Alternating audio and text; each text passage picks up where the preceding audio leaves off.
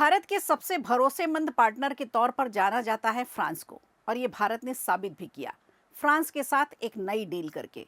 बस इतना जान लीजिए कि भारतीय नौसेना और भी मजबूत होने जा रही है। कैसे, बताएंगे आपको।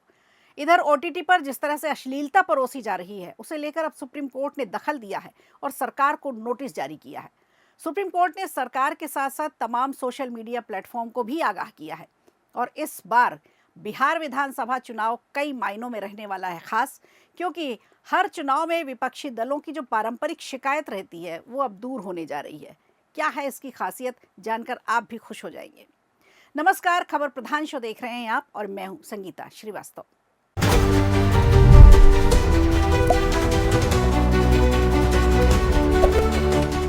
22 अप्रैल के हमले ने एक बार फिर एहसास दिलाया कि अपनी सुरक्षा क्षमताओं को लगातार बढ़ाते रहना कितना जरूरी है। कश्मीर के भीषण नरसंहार में 26 निर्दोष लोगों की जान जाने के बाद अब जनता मोदी सरकार से जवाबी एक्शन की उम्मीद लगाए बैठी है। लेकिन इस बीच मोदी सरकार ने एक बड़ा फैसला लिया है। भारतीय नौसेना को और भी ताकतवर बनाने की ओर सरकार ने एक कदम और आगे बढ़ाया है। भारत और फ्रांस ने एक ऐतिहासिक रक्षा समझौते पर हस्ताक्षर किए हैं, जिसके तहत भारत 63,000 करोड़ रुपए की लागत से अब 26 राफेल मरीन विमान खरीदेगा। खास बात यह है कि ये विमान परमाणु हथियार ले जाने में भी सक्षम है और भारतीय नौसेना के बेड़े में शामिल होकर अब बन जाएगा समंदर का सिकंदर।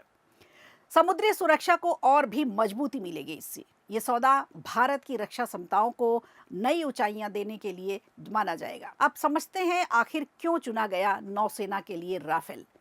नौसेना ने 2 एयरक्राफ्ट को शॉर्टलिस्ट किया था।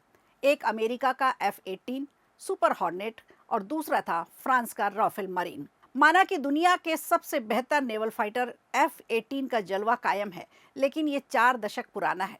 पिछले 40 साल से ज्यादा वक्त से अमेरिकी नौसेना अपने एयरक्राफ्ट करियर से F-18 सुपर हॉर्नेट के अलग अलग वर्जन को उड़ा रही है। लेकिन राफेल बिल्कुल नया एयरक्राफ्ट है, कैटोबार से टेक ऑफ करने में माहिर है। अमेरिका ने बहुत डोरे डाले, लेकिन F-18 राफेल से कीमत में कम होने के बावजूद भारत ने नई तकनीक के घातक एयरक्राफ्ट को चुना। इस डील में बने रहने के लिए एयरक्राफ्ट में कुछ बदलाव कर स्काई जंपिंग में माहिर किया गया है। सारे ट्रायल को पार करने के बाद INS विक्रांत से उड़ान भरने के लिए प्रबल दावेदार के तौर पर खुद को स्थापित भी किया। आकार में बड़ा जरूर है, लेकिन इसके विंग फोल्ड होने के चलते आसानी से लिफ्ट के जरिए हैंगर से फ्लाइंग डेक तक आसानी से पहुंचा जा सकता है। हालांकि कीमत में F-18 राफेल से सस्ता है। राफेल मरीन विमान अत्याधुनिक तकनीक से लैस है, जो नौसेना को लंबी दूरी तक मारक क्षमता प्रदान करता है। इसकी विशेषता यह है कि यह विमान वाहक पोतों जैसे INS विक्रांत पर तैनात किया जा सकेगा, जिससे नौसेना की रणनीतिक ताकत में इजाफा होगा। इस सौदे के तहत विमानों के साथ साथ उन्नत हथियार प्रणालियां, मिसाइलें और रखरखाव का समर्थन भी शामिल है। दोनों देशों के बीच यह समझौता लंबे समय से चली आ रही बातचीत का परिणाम है, जिसे तकनीकी हस्तांतरण और आने वाली लागत पर भी मंथन किया गया। उसके बाद ये डील फाइनल हुई। ये सौदा भारत के रक्षा मामले में आधुनिक तकनीक का बड़ा हिस्सा माना जा रहा है। तो कुल मिलाकर ऐसे माहौल में भारत की सुरक्षा से जुड़ी ये एक अच्छी खबर है।